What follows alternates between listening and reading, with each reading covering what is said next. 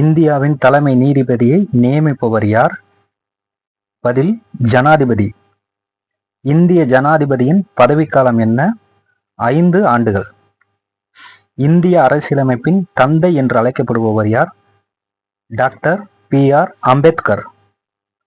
இந்திய அரசியலமைப்பு சட்டம் எத்தனை அடிப்படை உரிமைகளுக்கு உத்தரவாதம் அளிக்கிறது? 6 அடிப்படை உரிமைகளுக்கு உத்தரவாதம் அளிக்கிறது. இந்திய அரசியல் அமைப்பின் 21வது பிரிவு என்ன உத்தரவாதம் அளிக்கிறது? வாழ்க்கை மற்றும் தனிப்பட்ட சுதந்திரத்திற்கான உரிமை.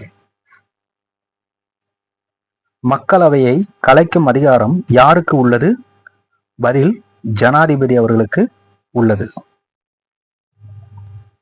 பிரிவு 352 கீழ் பிரகடனப்படுத்தப்பட்ட தேசிய அவசர நிலை பின்வருவனவற்றுள் எதை பாதிக்கிறது?